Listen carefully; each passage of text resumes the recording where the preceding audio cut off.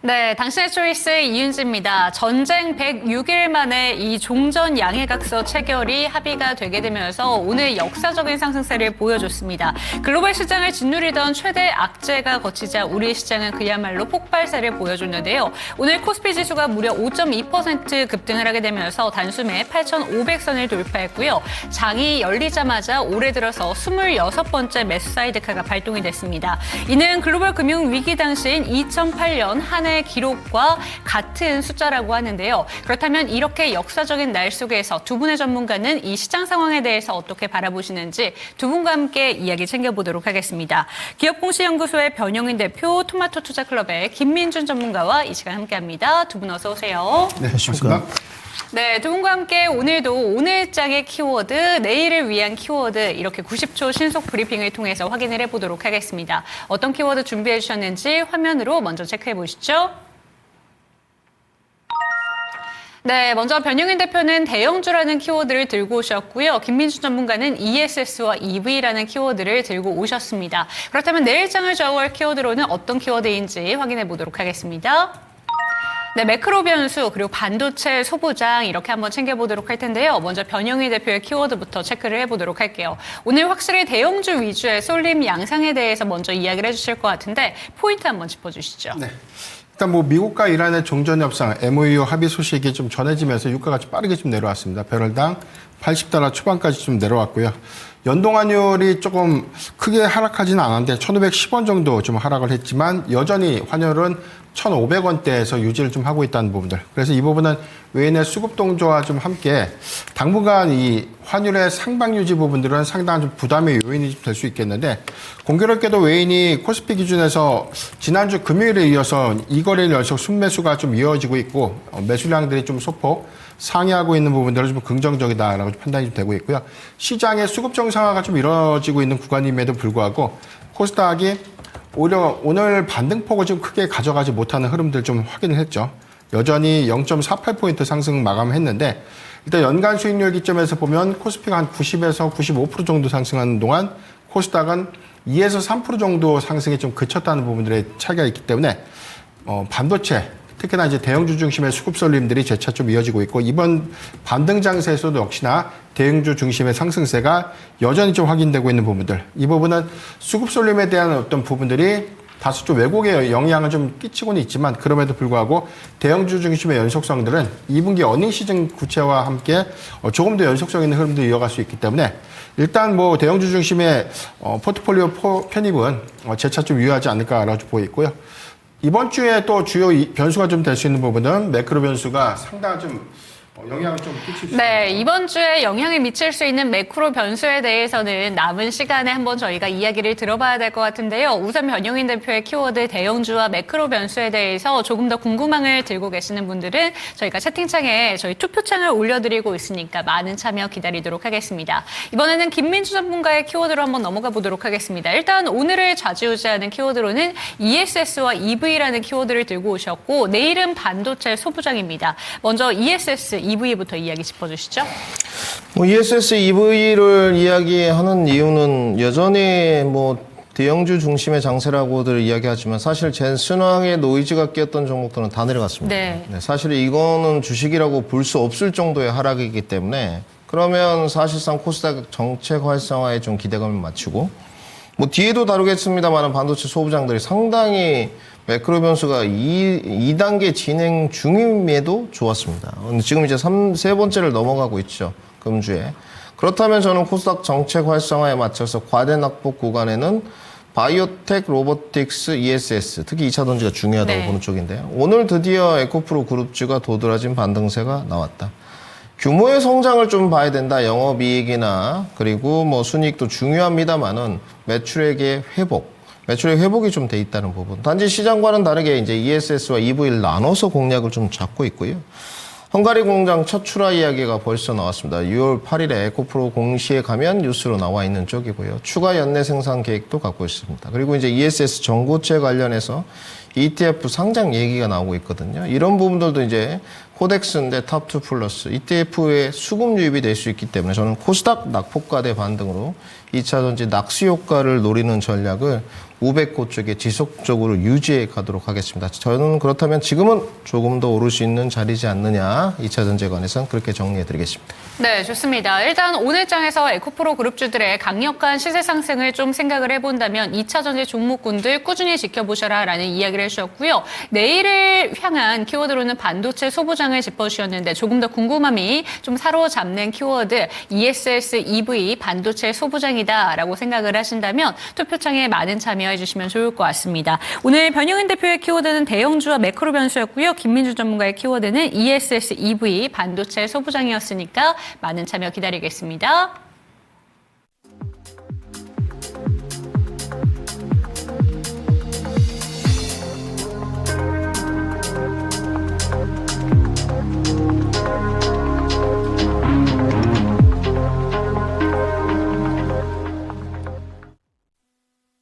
네, 이번에는 여러분들의 초이스 시간으로 넘어가 보도록 하겠습니다. 궁금하신 종목 있으신 분들 하단에 보이는 전화번호로 연락 주시죠. 02325-8100번 열어두고 있습니다. 종목명, 평단가, 보유 비중 알려주시면서 구체적으로 상담받아 보시기를 권해드리고 있고요. 들고 있는 종목들뿐만 아니라 신규 매수 버튼 누르기 전에도 이 종목 괜찮은지 질문 받고 있으니까 많은 참여 기다리겠습니다. 전화 상담 힘드신 분들은 유튜브 채팅창 이용해 주시고요. 오늘의 첫 번째 종목 진단 가볼게요. 첫 번째 종목은 최원님께서 질문 주셨습니다. 대한광통신 28,350원에 20%입니다. 올라주면 빠져나와야 될지 상담 부탁드립니다. 라고 이야기를 해주셨고 오늘 좀 대한광통신 같은 경우에는 0.42% 밀렸네요. 그런데 고점과 오늘 좀 저점이 좀 많이 차이가 나는데 어떤 식으로 좀 기준점을 잡아야 될지 궁금합니다. 네. 우선 광통신 업종들에 대한 순환매가 사실 수급적인 반등 효과들이 대형주에 좀 집중이 됐고 최근 한 2거래일 정도는 반도체 소부장주 종목들에 좀 집중되다 보니까 아무래도 대한광통신의 5월 기점까지 보면 굉장히 좀 견조한 상승폭을 좀 가져갔죠. 이후에 성장주에 대한 밸류 부담들이 대체적으로 좀 많이 올라갔던 종목군들에 대한 낙폭을 키웠다는 좀 차이가 있기 때문에 이 역시 같이 좀 조정을 받았다라고 보면 좋을 것 같습니다. 다만 광통신 관련 종목들의 경우에는 단순한 테마성 수급이라기보다는 이제 현실화됐던 부분들에 대한 내용들 집중해봐야 될 것 같은데 사실 글로벌 빅테크들에 대한 기조를 봐야죠. 엔비디아가 CPU 공정 전환을 구체화했고 이 부분은 실리콘 포토닉스에 대한 도입을 좀 구체화한 부분들. 그래서 이제 전기 신호 기반의 인터커넥터를 이제 광원 기반의 인터커넥터를 좀 전환시켜주는 부분이기 때문에 종국적으로는 광원 모듈에 소요되어 있는 부품들은 뭐 광소자라든가 광케이블에 대한 수요 확장으로 좀 이어질 수 있겠고 최근의 기조를 보면 코닝이 엔비디아에 대한 이 협업 체제 이후에 메타라든가 최근에 이제 아마존에 대한 공급 계약 체결 소식이 좀 전해졌습니다. 이 부분은 미국 안에서 이제 코닝을 좀 중심으로 해서 수요 확장들이 좀 이루어지고 있고 대한광통신은 광케이블에 관련된 사업 레퍼런스 좀 보유하고 있지만 아직까지 뭐 구체적으로 뭐 북미한 기업들에 대한 공급 이슈가 좀 전해지지 않다 보니까 뭐 실질적으로 좀 주가는 좀 많이 올라온 상태에서 아무래도 이제 수급적인 동조 흐름들을 좀 반영시키지 못했다라고 좀 보면 좋을 것 같은데 국내에서 이제 광소자, 광케이블에 관련된 역량을 갖고 있는 기업을 손에 꼽으라면 대한광통신 이외에는 그렇게 큰 캐파를 좀 보유하고 있는 기업이 있을까? 물론 이제 LS가 이제 그 규모는 더 크죠. 광케이블에 대한 생산 규모는 더 큰데 중소형단에서는 대한광통신의 그동안의 업력, 그다음에 생산적인 부분들, 기술력들을 좀 종합해 보면 향후에 이제 AI 서버양에 대한 공급망 진입 같은 그런 구체적인 성과가 좀 나와준다면 충분히 추세는 좀 되돌릴 수 있겠다. 다만 지금 시청자님께서 좀 보유하고 있는 구간이 거의 고점 부근에서 지금 많이 밀려 내려온 상황이죠. 지금 단기 추세선도 무너진 상태고 지금 중기 추세선 구간도 한 23,300원대에 좀 이탈된 흐름들인데 단기 바닥권이었던 뭐 16,000원대, 17,000원대 구간을 이미 좀 확인하고 난 이후에 반등이 좀 나왔지만 이게 조금 더 연속성을 좀 갖기에는 전반적인 수급 기조가 같이 좀 돌아줘야 되는데 아무래도 반도체 소부장주 안에서는 대형주 시가총액이 좀 상대적으로 높은 종목군들에 좀 더 집중되다 보니까 이런 부분들이 점진적으로 수급 회귀가 될 때, 그래서 좀 반등이 좀 나오면 일단 비중을 좀 덜어내는 게 맞지 않을까. 다만 고점에 대한 28,000원대, 28,350원이죠. 그래서 좀 저는 보유가까지 도달하게 된다면 비중이 20%는 좀 다소 많습니다. 그러니까 이 관점에서 보면 지분을 보유 전체적인 비중을 한 5% 정도만 좀 남기고 15% 정도는 덜어내는 좀 전략이 유효할 것 같고요. 지금 구간에서 굳이 신규적인 매수는 좀 리스크하지 않나. 네. 왜냐하면 수급적인 방향성들이 대형주에 너무 몰려있고 2분기 실적 기조에서 보면 그 연속성들이 좀 더 이어질 가능성이 높기 때문에 광통신 종목들은 일단 뭐 마벨 테크놀로지를 좀 비롯해서 순환매적인 어떤 시세가 좀 돌 때 반등이 나오는 구간, 특히나 이제 가장 베스트는 매입가 부분까지 좀 도달했을 때 비중을 대폭 축소하는 전략이 유효하지 않을까라고 판단해 보겠습니다. 네, 좋습니다. 비중을 축소해보자라는 이야기를 해주셨는데 5% 정도 비중을 한번 남겨두시고 나머지 비중 같은 경우에는 반등이 나왔을 때 빠져나오는 전략 제시해 주셨으니까요. 참고가 되셨으면 좋겠습니다. 종목 진단 원하시는 분들 언제든지 편리하신 방법으로 상담 받으실 수가 있는데요. 02-325-8200번으로 연락 주시거나 유튜브 채팅창 열어두고 있으니까 들고 계신 종목에 대한 상담도 좋고요. 신규 매수하시기 전에도 저희에게 문의 주시면 좋을 것 같습니다. 두 번째 종목으로 가보도록 하겠습니다. 영선제이님의 종목이고요. SK 이터닉스 56,400원 7%입니다. 매도가 부탁드립니다. 라고 보내주셨는데 오늘 키워드로도 ESS EV 쪽을 짚어주셨고 에너지 쪽도 오늘 전반적으로 좀 강한 시세를 보여준 것 같긴 한데 해당 종목은 어떻게 보실까요, 전문가님? 좋게 보지도 않고 나쁘게 보지도 않습니다. 일단 가격 메리트가 우리 시청자분께서는 조금 높게 사신 게 아닌가. 사실상 56,000원대면 그렇게 좋은 진입 타점은 아닌 것 같거든요. 제가 봤을 때는 뭐 한 4월경에 22동평균선에서 이동평균선을 좀 보고 사신 게 아닌가 싶은데, 그때 뭐 재생에너지들의 밸류에이션 부담감이 없지는 않아요. 네. 이제 휘황찬란하게 뭐 태양광, 풍력, 수소까지 모두 다 가는 쪽 움직임이었고, 중장기적인 접근은 저는 뭐 의심의 여지가 없다고 판단하고 있습니다. 그렇지 않겠습니까? 앞으로 뭐 전력난 계속 이런 이야기가 나오는데 그것이 뭐 화석으로 다 채워질 일도 아니고 뭐 지역마다 또 차이가 있기 때문에 SK 이터닉스는 또 핵심의 본질이 지금 SK 그룹 내의 신재생 사업 부부를 재편하겠다. 이게 이제 키워드거든요. 네. 결국 뭐 SK 디스커버리가 갖고 있는 SK 이터닉스인가요? 지분 30% 정도로 알고 있는데 KKR 여기 뭐 30% 지금 양수양도 계약이 있었지 않습니까? 재편하는 것도 좋고 규모가 큰 것도 좋아요. 1조 8천억 정도로 지금 알고 있거든요. 다 좋은데 이 기업의 실적만 놓고 보면 사실상 주가는 다 반영된 게 맞죠. 네. 하나증권에서 가장 높은 목표가 제시했는데 주당 BPS에 지금 BPS가 10,000원이거든요. PBR 6배를 줬어요. 그러니까 6만 원이죠. 지금 제시한 목표가가. 저도 거의 비슷합니다. 이 정도 언저리였기 때문에 그러니까 재생에너지를 고를 때도 최근에 뭐 수사 두선패설도 갔죠. OCI도 갔죠. 현대에너지솔루션도 갔죠. SK 이터닉스도 가는데 이렇게 위치 단이 높은 단에서 살 때는 좀 부담스럽더라고요. 여기서 이렇게 살 때는 내가 아무리 스윙 관점이나 중장기 관점을 가도 가격이 SK 이터닉스도 3만 원까지 내려왔지 않습니까? 이러니까 기대 수익률이 단숨에 60% 이렇게 70% 나는데 윗단에서는 확실히 부담스럽다. 윗단에서는 기대 수익률이 높이 나지 않는다. 그러면 특별한 사유나 지금 SK 신재생 사업도의 재평 기대감이 계속적으로 들어가줘야 되죠. 지금으로서는 바이앤홀드입니다만은 기대 수익률이 높진 않을 것 같습니다. 일단은 홀딩 하시고요. 진입가까지는 무던하게 올 것 같거든요. 1, 2차 목표가를 좀 나눠서 설정해야 될 것 같고 주봉 기준으로 제가 봤을 때 54,000원만 넘어가면 주가는 조금 더 달릴 것 같아요. 네. 그럼에도 불구하고 신고가를 갱신한다는 특별한 사유는 좀 있어야 될 것 같습니다. 그래서 1, 2차 목표가 나눠서 설정해 드리는데 1차 목표가는 우리 시청자님의 진입 단가 쪽 56,000원이 될 것 같고요. 거래량이 좀 동반된다면 최대치가 6만 원 정도로 저도 평가되고 있다까지 정리해 드리고 이거는 리스크 관리도 좀 하셔야 될 것 같습니다. 이번에는 그냥 버티셨거든요. 그러니까 56,000원에서 이 주가가 지금 뭐 3만 원까지 떨어질 때 버텼지 않습니까? 네. 그러면 뭐 30%는 너끈히 넘어가고 거의 50%, 40% 이상 버텼거든요. 그쵸. 50% 가까이 버티셨어요, 약. 그건 별로 좋지 않죠. 이번에는 리스크 관리의 가격은 39,000원 정도는 관리가 좀 필요하지 않겠느냐. 적어도 갭 상승한 부분은 다 내주면 어렵다. 이렇게 말씀드리겠습니다. 네, 좋습니다. SK 이터닉스 체크해봤는데 최근에 3만 원대까지 내려왔을 때 이 종목 버티셨습니다. 그렇기 때문에 다음번 목표가를 56,000원 지금 평단가 부근으로 먼저 한번 잡아주셨고 거래량이 동반된다면 6만 원까지 갈 수 있는 종목이지만 다음번에 조정이 강하게 나왔을 때는 버텨보자라는 전략보다는 리스크 관리가 철저하게 좀 필요하다라는 점 한번 기억해 주시면 좋을 것 같고요. 두 번째 종목이었던 SK 이터닉스까지 종목 진단 도와드렸습니다. 궁금하신 종목 있으시다면 02325-8100번 유튜브 채팅창 편리하신 창구로 전화 주시면 좋을 것 같고요. 전화 상담 힘드시다면 유튜브 채팅창을 통해서도 종목명 평단가 비중 올려주신다면 꼼꼼히 진단 도와드릴 테니까 저희에게 많은 문의 부탁드리겠습니다.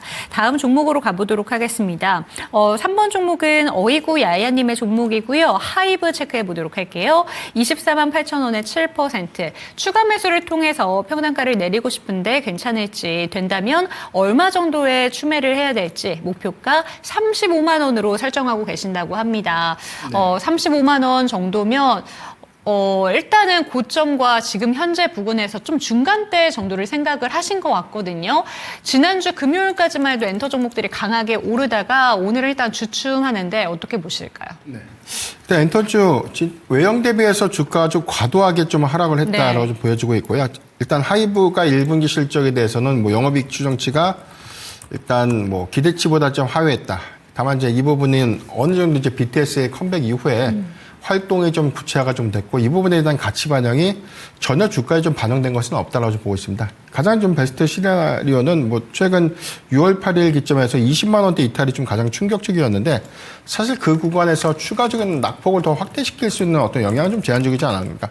그래서 종목적으로 보면 20만 원대 미만에서는 가장 좋은 매수 적기였다라고 보고 있고요. 지금 뭐 19만 4천 원에서 24만 8천 원대 구간 지금 제가 좀 체크를 했는데 현재 구간 추이에서도 뭐 전혀 진입하기에는 좀 부담스러운 구간이 아니다라고 보고 있는데 2분기 실적 추정치가 굉장히 좀 상향되고 있습니다. 영업이익 기준에서는 지금 2천억 이상 정도에 대한 기대 수익이 좀 예상되고 있는데 이 부분은 월드 투어에 대한 성과 그리고 환율의 연동 성과까지 아직 다 반영되지 않은 수치라는 점. 그리고 월드 투어의 변수 요인은 모객 수에 대한 어떤 이 집계 차이가 좀 있기 때문에 이게 보수적인 산정 방식에서 좀 채택이 됐다면 이번 2분기 실적에서는 오히려 시장의 예상치보다 더 견조한 영업이익을 기대해 볼 수 있지 않을까. 매출액 8천억 대비해서 2천억이라는 영업이익 수치를 보면 일단 이게 2분기 일회성 성과가 아니라 하반기에 더 커질 수 있다는 부분이 있죠.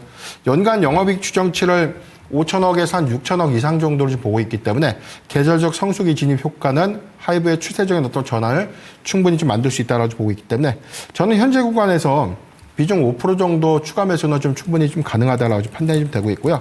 다만 이제 목표 주가를 35만 원으로 좀 추상적으로 좀 보기보다 현재 한 15% 정도 상향을 보면 단기적인 목표가 한 25만 원 정도로 보여집니다.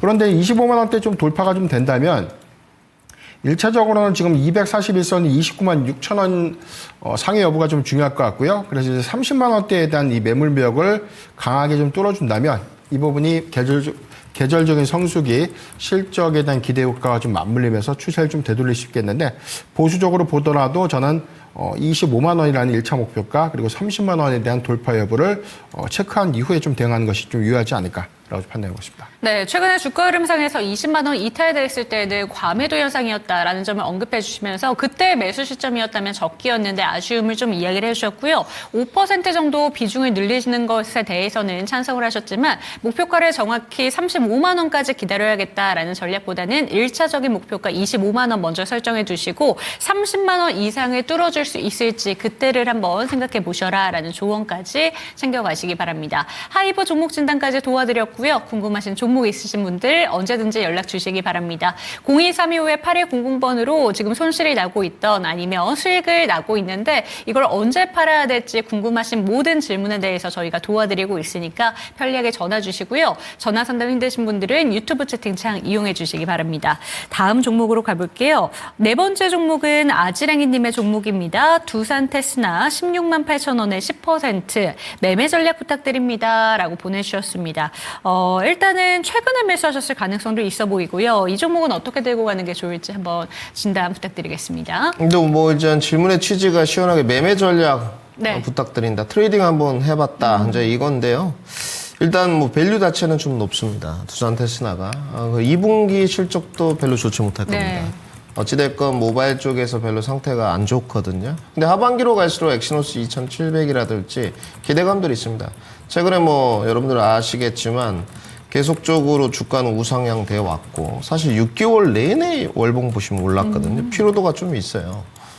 저도 이 종목이 뭐 이렇게까지 빠르게 갈 줄 몰랐는데 뭐 지금도 관심은 갖고 있습니다만은 가격이 좀 불편하긴 하죠. 12만 원대 사신 것보다는 21선 안착 확인하고 좀 트레이딩으로 해보겠다.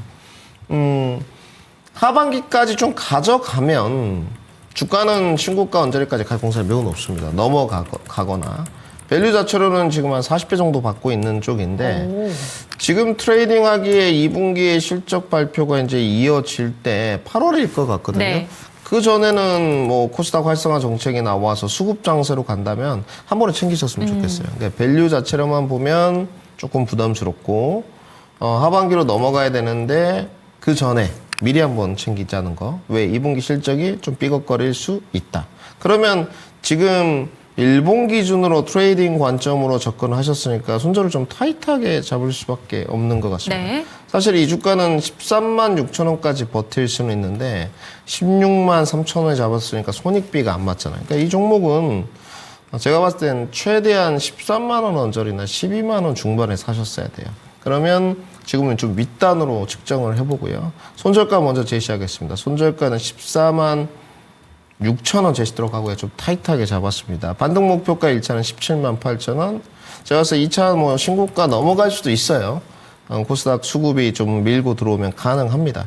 2차 목표가는 19만 5천 원 제시도록 하겠습니다. 네, 좋습니다. 일단 두산테스타에 대해서 지금 밸류 자체는 높은 종목이다라는 점 이야기해 주시면서 2분기 실적 발표에 대해서도 약간의 실망감을 안을 수 있는 종목이라고 합니다. 하지만 하반기에 기대감이 확실히 있기 때문에 기다린다면 신고가 영역까지 가능한 종목이다라고 이야기를 해주시면서 17만 원에서 19만 원대까지 일단은 목표가를 잡아볼 수 있으니까 목표가 밴드 설정도 잘 해보시면 좋을 것 같습니다.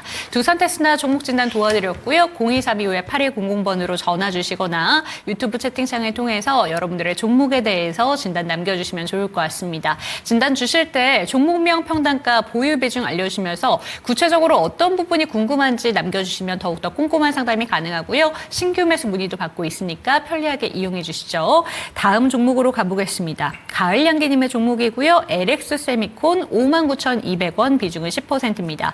앞으로의 전망이 어떻게 보이는지 추가 매수도 가능할지 궁금합니다. 라고 보내주셨고 지난번에 올라갔을 때 일부 매도를 했는데 전부 매도를 못해서 아쉽게 생각하고 계신 것 같습니다. 그렇다면 67,300원 고점을 이미 한번 보셨다는 것 같거든요. 어떻게 보고 계실까요?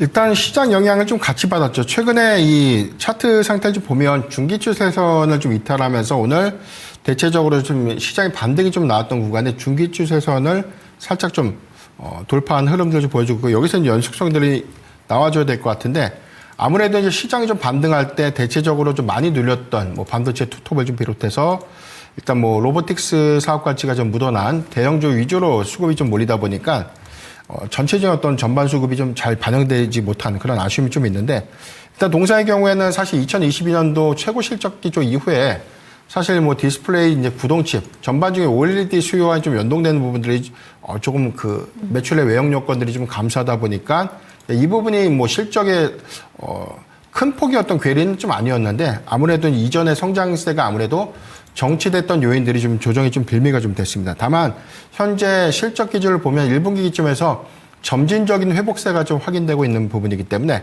일단 뭐 OLED에 대한 출하 연동 성과가 조금 더 커지는 부분들 특히나 뭐 향후에 차량용 반도체에 대한 수요 확장 기조와 좀 맞물리면서 신사업에 대한 가치도 좀 증가될 수 있는 요인이 있기 때문에 아직은 뭐 SDV 차종에 대한 어떤 전환이 구체화되지 못했지만 이게 2027년도 이제 상반기에 초기 모델 한 4종에서 한 5종 정도 2028에서 2029년도에는 연간 한 2천만 대 규모로 좀 그 캐파가 좀 커지는 요인이기 때문에 일단 실적의 어떤 연동 성과는 좀 상회될 수 있는 가능성이 높다라고 좀 판단이 되고 있고 LG전자가 지금 LCD 사업 부분에 대한 정리가 완전히 지금 끝났죠. OLED 부분에 대한 강점을 구체화 좀 시켜야 될 것 같은데 지금 대형인 치수보다는 중소형인 치수에서에 대한 출하량들이 아무래도 따라주지 못하다 보니까 이 부분은 점진적으로 이 SDV에 대한 전환율들이 좀 높아질 때 중소형 OLED 수요도 같이 연동해서 좀 커질 수 있는 부분들은 실적 개선 관점에서 충분한 좀 기대 요인들이 될 수 있다고 보고 있습니다.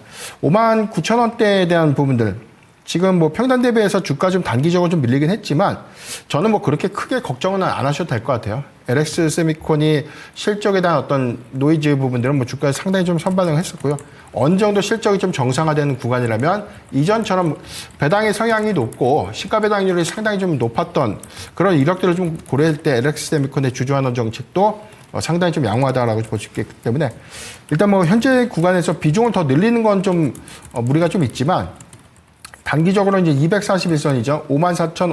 54,900원대에 대한 돌파 여부가 좀 중요할 것 같고요. 이 부분은 시장의 수급들, 변동성이 추가적으로 발생되지 않는다면 전 단기적으로는 54,000원대는 뭐 충분히 좀 돌파할 가능성이 높다고 보이고 여기서 2분기 실적에 대한 어떤 이 갭을 더 축소시키는 흐름들이 좀 나와준다면 뭐 보유가까지 충분히 좀 도달 가능할 것이기 때문에 뭐 그렇게 크게 걱정은 좀 안 하셔도 된다. 이 점 잘 참고하면 좋을 것 같습니다. 네, 좋습니다. LX 세미콘 체크를 해봤습니다. 일단 중요한 가격대가 54,000원대 부근이라고 하는데요. 그 이후에 2분기 실적까지 확인을 하고 나서 이 보유하실 평단가 부근까지 올라올 수 있는지 여부를 먼저 체크해 보시면 좋을 것 같고요. 추가 매수에 대해서는 보유하고 계신 비중으로만 들고 가셔라라는 이야기 해주셨으니까 참고되셨으면 좋겠습니다. 궁금하신 종목 있으시다면 언제든지 연락 주시기 바랍니다. 0232-8500번 그리고 유튜브 채팅창 열어두고 있겠습니다. 다음 종목은요. 저희 밤하늘의 별님께서 질문 주셨습니다. 퀄리타스 반도체 실리콘 포토닉스 IP 이걸 하나 보고 매수하셨다고 합니다. 정확하게 매수 이유까지 알려주셨고 평단가는 12,500원 10%입니다. 장기로 갖고 가야 될지 전문가님이 어떻게 보시는지 궁금합니다. 라고 얘기를 하셨는데요. 해당 종목 매수 이유에 대해서는 전문가님은 어떻게 보시는지와 함께 장기적으로 보유할까 생각하고 계신데 이런 부분 전반적으로 생각하셔서 한번 상담 도와주시죠.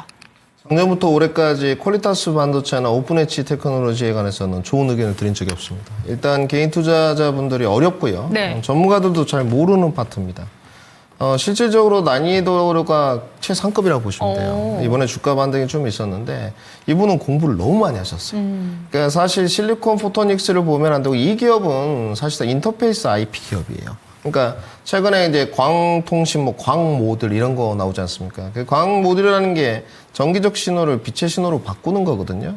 즉 그 안에 이제 삼성전자하고의 약간 히스토리가 있어요. 지금 현재 이 퀄리타스 반도체 자체가 그러면 그것이 뭐 칩 안에 이제 패키징 요소로 들어갈 때 이 IP를 갖고 있지 않습니까? 인터커넥티드. 그러면 이 기업이 좀 부각되면서 장기적 투자를 해보고 싶다는 내용이신 것 같아요. 그러니까 실리콘 포토닉스를 직접적으로 한다라기보다도 그리고 안에 내용에 들어가 보면 약간 국책과제 선정을 담당한 주관사로 좀 돼 있거든요. 근데 이런 거 공부를 지금 너무 많이 하신 거죠. 그러면 추가적으로 모멘텀에 기반한 대박이 터지지 않을까. 우리나라 기업들은 IP 기업들이 아직까지는 힘을 좀 못 쓰고 있습니다. IP 기업들이 제품이 만들어지고 생산 출하까지 이어져야지만 돈이 들어오는 구조거든요. 근데 실제로 어렵죠. 미국이나 해외 글로벌 유수의 기업의 IP여금, 대표적인 ARM 이런 쪽들 그런 급이 아니거든요. 내용이나 히스토리는 저는 다 동의하는 쪽입니다. 그쵸. 근데 난이도가 높죠. 그리고 실적이 없죠. 그러니까 접근 포인트가 지금의 DSP 기업들의 5년 전 모습. 뭐 AD 테크놀로지나 코아시아나 가온칩스 상장되기 전에 5년 전에 이랬었습니다. 네. 근데 지금은 이제 양산 매출, 개발 매출이 올라가면서 밸류가 뭐, 10몇 배, 20몇 배, AD 이렇게 내려왔는데 이 기업들도 그렇게 거듭날 수 있을 것이냐. 이 부분을 반문해 봐야 되고, 진입 타점 12,500원 보면 나무랄 데 없죠. 그러네요. 일본 기준으로 보고 사신 게 아니고 제가 봤을 땐 주봉, 월봉 기준으로 살 정도고 공부도 열심히 하셨고. 뭐 제가 봤을 땐 기술적으로도 주가 반등은 가능할 것 같습니다. 일단 뭐 결론부터 말씀드리면 무난하게 뭐 18,000원 정도까지는 가능할 것 같고요.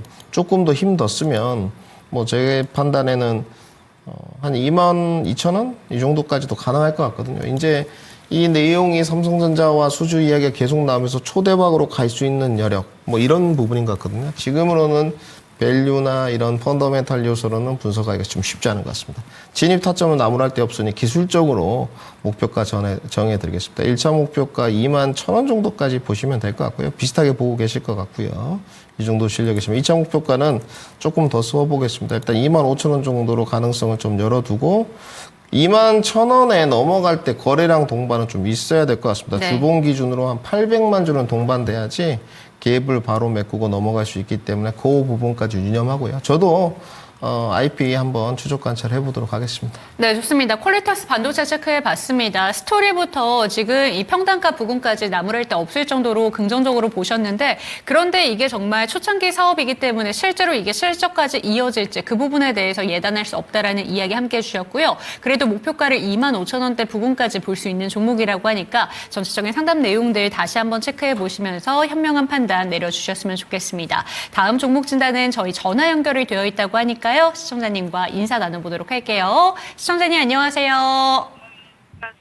네, 반갑습니다. 어떤 종목 네. 궁금하실까요? 네, 저요. LG CNS라고 오늘 네. 샀어요. 오늘 사셨어요. 네. 평단가랑 비중 한 번만 여쭤볼게요.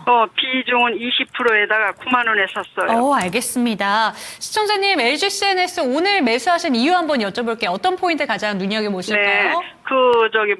LG 계열이고 네. 아주 모멘텀이 좀 있어갖고 그냥 네. 사긴 했거든요. 그래서 제가 먼저 번에 LG 전자를 가지고 있다가 한 달 전에 팔았어요. 오, 그랬는데 네. 그렇게 씩씩하게 막 안 빠지네. 그래서 이걸 음. 굉장히 눈을 여겨봤어요. 네.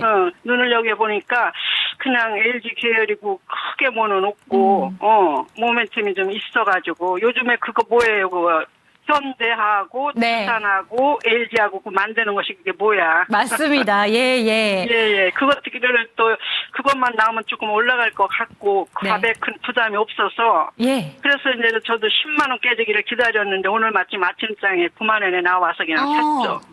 알겠습니다. 시청자님 지금 정확하게 매수하신 이유에 대해서도 이야기를 하셨고 얘기를 들어보니까 LG전자 한 달 전에 매수를 하셔서 좀 긍정적인 그런 시세도 보셨고 지금 네. 적절하게 또 주가도 많이 내려왔다 보니까 이게 기회다 생각하신 것 같습니다. 네, 그렇습니다. 그렇죠. 일단은 지금 고점에서 매수한 게 아니기 때문에 이 종목이 다시 한번 고점을 어느 정도까지 만들어 갈 수 있을지 한번 판단 들어볼 테니까요. 한번 들어보시고 추가적인 질문이 있는지 제가 다시 한번 여쭤볼게요. 네네. 네, 일단은 정확하게 매수 이유에 대해서도 설명을 잘 해주셨어요. LG전자도 눈여겨보고 계시고 요새 그룹주가 젠스당 방한 이후에 전체적으로 뭐 두산이라던가 다 같이 올랐잖아요. 그때 이후에 막 오르다가 지금 빠지니까 빠질 타이밍 한번 생각해 보고 계셨다라고 하십니다. 전체적으로 다시 한번 그 모멘텀을 받아갈 수 있을지 이런 부분을 궁금해하시는 것 같은데 진단 한번 주시죠. 네. 일단 젠스랑 CEO가 좀 방한한 이후에 사실 개별적으로 보면 성과가 있었다 없었다를 좀 논하면서 주가에 영향을 좀 작용했다 이렇게 좀 단정 짓기는 무리가 있다고 보고 있고요. 다만 이번에 AI 팩토리 구축에 대한 성과가 좀 나왔던 네이버, SK텔레콤이 상대적으로 좀 하방을 좀 지지해줬고 LG그룹주의 경우에는 오히려 그 낙폭 관점에서는 LG전자, LG이노텍 같은 LG CNS도 마찬가지고 더 큰 조정을 좀 받았다는 좀 차이가 있습니다. 그렇다고 해서 LG그룹이 이번 젠스당 CEO의 방한 성과에서 소외가 좀 됐느냐 이런 것들도 아니거든요. 지난 5월달 초에 메디슨 왕 수석이사가 방한했을 때 아이작 플랫폼에 대한 적용 부분들 구체화했고 이 부분은 점진적으로 로보틱스와 이제 모빌리티에 관련된 사업 부분들에 대한 협력 성과가 구체화 좀 될 수 있는 상황이기 때문에 차순에 좀 배부른다는 생각을 하기에는 좀 다소 시장이 좀 무리한 확장을 좀 했다라고 보고 있고. 일단 매수가가 좀 9만 원대입니다. 단기 저점에서 잘 진입을 좀 하셨는데 관건은 여기서 바닥 확인 이후에 추세를 좀 되돌릴 것인가가 좀 중요할 것 같고요. 다만 우리가 판단되는 부분들은 너무 이격 없이 강하게 좀 상승을 했어요. 반대로 중간중간에 새롭게 저점이라고 생각해서 진입했던 매수 주체가 있을 것이고요. 그다음에 이제 이 부분에서 추가적인 반등이 나온다면 해당되는 구간은 좀 저항대가 좀 되는 부분입니다. 즉 올라오면 팔고자 하는 주체가 재차 좀 나올 겁니다. 그래서 이제 시장의 전반적인 수급을 이겨내면서 우상향을 해야 되는데 단칼에 지금 나올 수 있는 이슈는 좀 제한적이라는 것이죠. 엔비디아와의 관련된 어떤 사업 성과들은 AI 사업에 대한 가치가 좀 부각됐는데 LG CNS의 내재적인 가치를 보면 사실 AI 사업에 대한 가치가 단순 기대감으로 좀 올랐다라고 좀 보기에는 굉장히 미미합니다. 지금 현재 국내에서 AI 클라우드 사업에 대한 성과를 가장 많이 내고 있고요. 국내에서 시장 점유율 1위입니다. 삼성 SDS나 현대 오토웨버보다도 그 점유율이 높고 지금 대다수 SI 기업들이 자체적인 자사의 어떤 이 매출 비중이 좀 높은데 동사의 경우에는 자산 매출 비중 50% 이외에는 그 이외에는 외부 매출이라는 것이죠. 그러니까 성장의 어떤 기조들이라든가 향후에 AI 에이전틱 사업에 대한 어떤 전환 부분들이 구체화가 좀 되면 LG CNS 자체에 대한 외형도 충분한 좀 투자 매력도 관점에서 긍정적이다라고 볼 수 있는데 워낙 이제 이격 없이 좀 상승을 했고 단기적인 조정폭이 좀 크다 보니까 추가적인 어떤 추세를 좀 되돌릴 만한 반등이 좀 나오면 그때 이제는 이 차익 매물이 좀 나올 수 있는 부분들. 이건 차익 매물이라기보다는 진입했던 구간에서에 대한 비중을 좀 줄이고자 하는 그런 주체 물량들이 좀 나올 수 있는 부분이기 때문에 현재 9만 원대라는 기준을 매입가 자체를 일단 지지 라인으로 좀 판단을 하면 좋을 것 같아요. 만약에 9만 원대가 위협될 것 같다라면 과감하게 비중을 한 15% 정도 좀 줄이는 전략이 유효할 것 같고요. 9만 원대를 좀 탄탄하게 좀 지지를 좀 해준다면 단기적인 목표가 수립은 한 12만 6천 원 정도까지를 1차적인 목표가로 해서 좀 가져가는데 앞서 말씀드렸던 것처럼 저항이 좀 쉽지 않을 것이기 때문에 이 구간이 일단 뭐 안정적인 수급 기준 안에서 오히려 좀 돌파를 좀 강하게 해준다는 전제라면 1차 목표가 12만 6천 원, 2차 정도에서는 한 15만 원 정도를 2차 목표가를 좀 수립하면서 좀 접근하는 전략이 유효하지 않을까라고 보고 있고요. 2분기 실적에 대한 기대 내용도 좋을 것이기 때문에 여기서 생성될 수 있는 AI 사업에 대한 추가적인 어떤 가치 반영 부분도 주목해봐야 되지 않을까라고 좀 말씀드렸습니다. 네, 시청자님 매수 포인트 정확하게 잘 짚으셨다라는 점 이야기를 해주셨고 일단은 지금 평단가를 잘 지지하는지 여부만 잘 챙겨가시면서 12만 6천 원 부근에서 15만 원까지 목표가 밴드를 설정해 주셨으니까요. 이 부분 잘 참고해 보시면 좋을 것 같습니다. 도움 되셨을까요? 네, 선생님들 좋은 말씀 해주셔갖고 공부를 많이 체립해서 경제 공부를 하고 있습니다. 그래서 네. 로봇하고 LG 계열사 계열이기 때문에 네. 그리고 이제는 이렇게 그리고 저도 이제 그런 걸 배웠어요. 진짜 올라가는 건 아주 죽어도 안 쫓아간다. 돈이 없이 주식이 없나고 그냥 기다리다가 네. 그런 배짱이 있어요. 이제는 예, 그런 겸손한 배짱이 있어가지고 그래서 이번에 10만 원이 깨져갖고 네. 12, 3만 원이면 그냥 섭섭하지 않겠다. 여자버리로 하고서니 그냥 그래서 오늘 그냥 20% 들어갔죠. 네, 근데 오늘 또 어. 6천 원이 올랐네. 6,600원이. 이제 또 이거 봐야지. 맞습니다. 시청자님 지금 그래도 자세하게 매수하신 스토리에 대해서 이야기를 저희도 주셔서 저희도 참 너무 감사드리고요. 비싸진 않죠? 예. 너무 비싸긴 안 샀죠? 네, 맞습니다. 저쪽에서 그래서 그래서 잘하셨다고 보니까 합니다. 손님들이 그러더라고요. 아, 이걸 어떡하나. 13만 5천에 30%로 샀다 이거야. 네. 그래서 그런 방송을 굉장히 아주 뭐라고 할까. 의있게 듣고 있거든요. 네. 아, 이거 조심해야겠다 하고서니, 예. 네, 시청자님 그러면 저희가 그래도 LG CNS 저희 변영인 대표님께서 긍정적으로 상담 주셨으니까요. 오늘 여기서 한번 인사드리고 다음번에 또 추가적인 질문 있으시면 연락 주세요. 네, 선생님 좋은 말씀 너무너무 감사합니다. 네, 감사드립니다. 네, 이렇게 오늘의 마지막 종목이었습니다. LG CNS까지 종목 진단 도와드렸고요. 이제는 박예지 캐스터와 함께 토마토 AI 개픽한 4가지의 기사들 살펴보시죠. 토마토 AI가 선정한 오늘의 뉴스입니다. 미국과 이란의 종전 합의에 코스피가 8,500선을 회복했습니다. 삼성전기가 AI 핵심 부품 시장에 본격적으로 진출합니다. 한국전력이 공기업 최초로 저궤도 위성통신을 도입합니다. 탈모 치료의 건강보험 급여 확대를 추진한다는 소식에 관련주가 상한가를 기록했습니다. 먼저 첫 번째 뉴스입니다. 미국 이스라엘과 이란 간 전쟁이 개전 106일 만에 사실상 종료됐습니다. 오는 19일 종전을 위한 MOU 체결에 따라 미국과 이란 양국은 적대 행위를 즉각 중단하고 향후 60일간 영구종전과 평화체제 구축을 위한 본격적인 본협상에 돌입합니다. 이에 코스피는 지난주 금요일에 이어 이틀 연속 매수 사이드카를 발동하며 8,500선을 회복했습니다.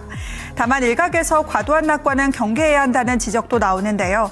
앞으로 주어진 60일의 유예기간 동안 양국은 이란의 핵물질 처리와 동결자금 해제라는 양대 핵심 의제를 두고 격렬한 주도권 싸움을 벌일 것으로 보입니다. 아울러 한 관계자는 전쟁의 경제적 비용은 물가 상승률 등의 지표를 통해 확인될 것이라며 안도랠리와 별개로 세계 경제는 높아진 물가 부담을 소화해 나가는 과정을 거쳐야 할 것이라고 설명했습니다. 이어서 다음 뉴스입니다. 삼성전기 그룹장이 11일 기자간담회에서 AI 인프라 투자 확대로 실리콘 커패시터를 활용한 전력 안정화 솔루션의 중요성이 커지고 있다며 고용량 다기능 제품군을 확장하고 글로벌 고객사를 다변화해서 시장 점유율을 키워나갈 것이라고 밝혔습니다.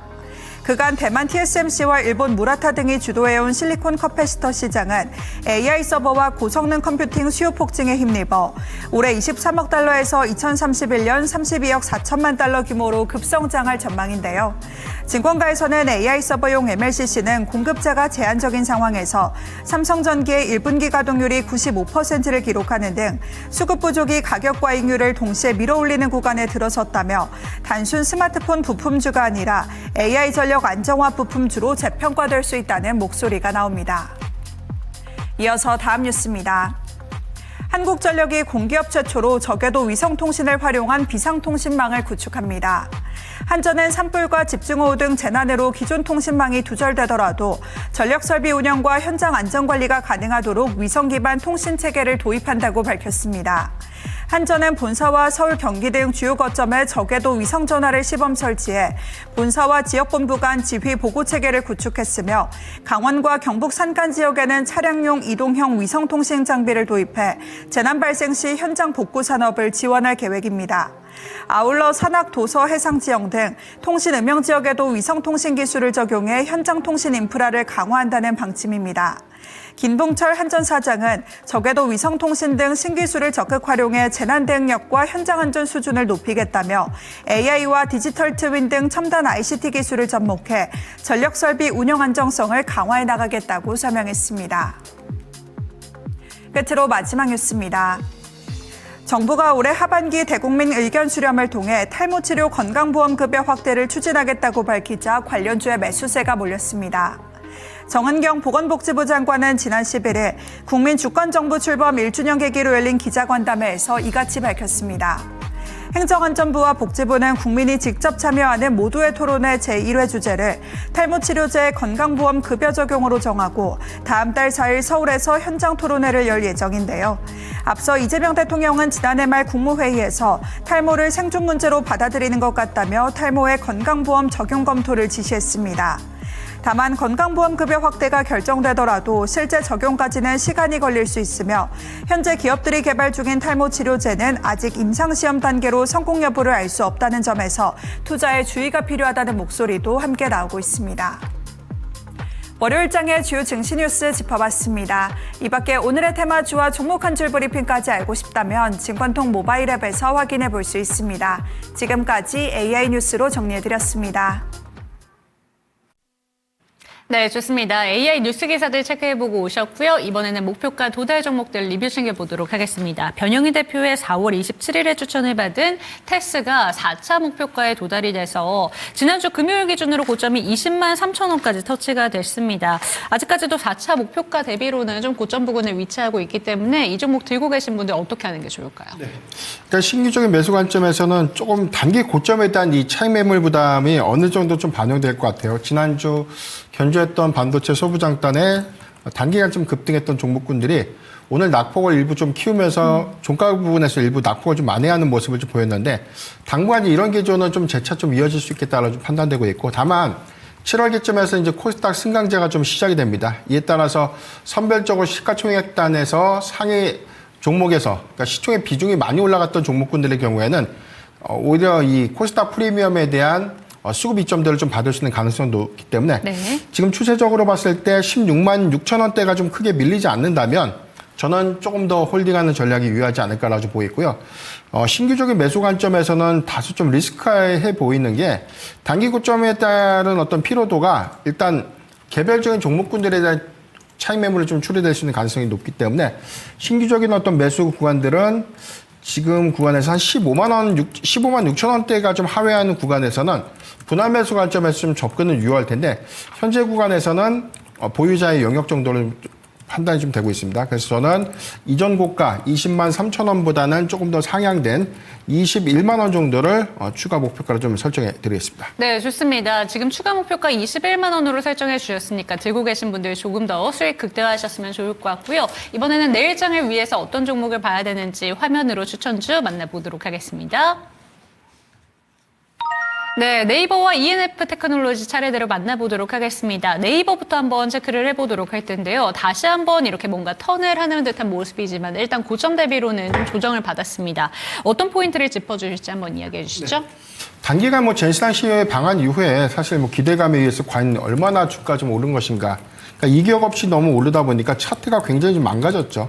그러니까 이게 사실 뭐 피리침도 아니고 계속 오른 만큼 떨어지고 오른 만큼 떨어졌는데 저점 기준에서는 5월 20일 저가 부근까지보다도 거의 뭐 유사한 수준까지 좀 내려왔던 부분들. 다만 오늘 241선 회복 이후에 주가의 흐름들이 유지되고 있는데 지금 한 2거래일 정도 보면 다 윗꼬리를 좀 달고 내려왔던 부분들. 그러니까 위에 상방에 대한 정황 매물이 좀 많다는 부분입니다. 다만 그럼에도 불구하고 네이버를 좀 유심히 좀 봐야 되는 이유는 젠슨한 CEO가 이번에 방한한 이후에 개별적인 어떤 회동을 좀 했지만 차라리 네이버 입장에서는 뭐 가장 큰 성과 좀 있었지 않았나라고 좀 보고 있고요. 일단 AI 팩토리에 대한 공동 구축에 대한 메시지를 조금 더 복귀해 볼 필요가 있는데 일단 뭐 장내 경영상에 대한 공시에서 좀 확인했던 내용들 보면 단순한 파트너십 계약으로 좀 추구하기에는 너무나 그 세부적인 내용들이 좀 디테일하죠. 이 부분은 단순한 이제 파트너십의 의미를 좀 넘어서 글로벌 고객을 좀 발굴하거나 매출, 사업 리스크를 좀 공동으로 좀 부담하는 사업 주체로 참여한다. 이 부분에 좀 주목을 해봐야 될 것 같고요. 초도 계약 성격은 MOU보다는 좀 진보된 MOA 계약이 되지 않았을까라는 판단이 좀 들고 있는데 그러다면 이제 3분기부터 구체화됐던 부분들은 엔비디아와 네이버 간의 공동 출자 내지는 엔비디아의 투자 재원들이 반영이 되면서 AI 팩토리에 대한 구축 부분들이 가시화가 좀 될 수 있겠고 내년도 전략에서 좀 제시된 부분이 메가특급에 대한 이 AI 팩토리에 대한 방향성들을 좀 제시했는데 점진적으로 이제 1기가특급으로 이제 상향되는 부분들을 좀 감안해 볼 때 오히려 그 유입량들, 건설의 총량들을 좀 늘어날 수 있는 부분들은 충분한 기대 요인들이 좀 될 수 있겠다라고 좀 판단되고 있습니다. 아직까지 뭐 크게 좀 반영되지 못했던 흐름들, 특히나 뭐 이번 주 이제 세몰트먼에 대한 방안이 좀 연기됐다. 이 부분이 좀 수급적인 노이즈가 되면서 오늘 실망으로 좀 작용은 했지만 다만 이 부분에 대한 뭐 내용을 확대 해석할 이유는 없다고 봅니다. AI 사업에 대한 가치가 좀 부각이 됐고 주요 빅테크 기업들에 대한 협력 성과가 좀 구체화가 좀 되고 있는 부분들은 아직 네이버에 대한 이 AI 사업 가치를 좀 반영시킬 수 있는 구간이다라고 판단되고 있기 때문에 과도한 조정 이후에 수급이 좀 점진적으로 좀 정상화되는 구간을 주목해봐야 되지 않을까라고 판단되고 있습니다. 차트 살펴보면 6월 9일 기점에서 30만 8,500원 대비해서 주가의 변동폭이 굉장히 좀 컸습니다. 최근의 기조도 저항대를 좀 돌파하고자 하는 시도는 좀 있지만 이 부분에서 조금 더 수급의 안정화 내지는 연속성들을 좀 보여준다면 저는 목표가 한 28만 원까지는 좀 유효하지 않을까라고 보고 있고요. 손절가 20만 9천 원 제시해 드리겠습니다. 네, 좋습니다. 네이버에 대해서 먼저 살펴봤습니다. 목표가 28만 원, 손절 라인 20만 9천 원 제시해 주셨으니까 기억해 보시고요. 이번에는 김민주 전문가의 추천 종목으로 가보도록 하겠습니다. ENF 테크놀로지고 코스닥 종목 지금 시총이 한 7,400억 정도로 지금 체크를 해봤는데 어떤 포인트인지 한번 이야기를 해주시면서 지난번에도 코스닥 종목을 좀 눈여겨보신다고 이야기를 해주셨는데 매수 포인트 다시 한번 짚어주시죠. 네, 미세유로 선단 공정 쪽들이 좋았죠. 네. 그리고 밸류에이션 여력이 있던 뭐 PSK라든지 PSK홀딩스, VM, 테스, 저는 VM 쪽이었는데 주가 다 좋았는데 수급이 조금씩 넘어오는 과정이 보이거든요. 최근에 뭐 오사트, 패키징, 그리고 소재 업체들. 오늘도 한솔케미칼 7.4%로 갔어요. 시장 대비. 그러니까 무엇을 보고 있냐면 반도체 안에 내에서도 순환매를 좀 보고 있고요. 소재주로 수급이 넘어갈 가능성을 좀 보고 있습니다. 장비주들이 선행적으로 가긴 하죠. 근데 네. 급등에 따른 부담감이 있고 밸류에이션 부담감이 있거든요. 오늘 종목들 두 자릿수 때 빠진 종목들도 있었어요. 장중에 뭐 7, 8% 내려간 거는 수두룩 복적했고요. 그렇기 때문에 이 소재주의 반등인데 소재주는 선행성보다도 후행성이 더 있는 쪽입니다. 최근에 동진 세미캠 주가들 5월 26일 날 모두 신고가였거든요. 네. 그런데 뭐 바닥에 48,000원까지 내려더니 금방 6만 원대 왔어요. 제가 ENF에서 보는 것은 유가와 두 번째 불산입니다. 그리고 신규 소재 개발인데 인상계 시가격이 중요합니다. 이 하반기에 고선택비가 좀 있기 때문에 이 상당히 중요한 부분이고요. 여기가 이제 낸드 300단 이상에서는 확대 연결되지 않겠느냐 이런 취지가 좀 있고 그다음에 HBM용 TI 에천트 기대가 있습니다. 밸류는 소재 중에서 뭐 솔브레인, 동진세미캠, 한솔케미칼, ENF 이 정도까지 보면 최근에 뭐 삼양 NC캠까지 좀 관심 갖고 있는데 가장 싼 쪽입니다. 밸류가 지금 10배 미만이 있죠. 주당 EPS가 내년에 6,000원이에요. 난이도가 좀 이제 개인 투자자분들이 하시기는 어려운데, 그러니까 지금 증권사에는 올해 기준으로 15배, 16배를 줬더라고요. 지금 저도 뭐 그 정도 동의합니다. 그런데 지금 이제 하반기지 않습니까? 그럼 내년도 추동 실적을 끌어다 써야 된다고 보거든요. 그래서 저는 지금도 좀 투자가 유효하지 않겠느냐 이렇게 좀 보고 있습니다. 밸류 메리트의 주가 리레이팅을 좀 기대해 보겠다. 코스닥에 좀 승부를 걸겠다 이렇게 보고 있습니다. 일단 신고가까지의 목표가는 드리도록 하고요. 65,000원. 방송이다 보니까 관리는 또 해야 될 것 같습니다.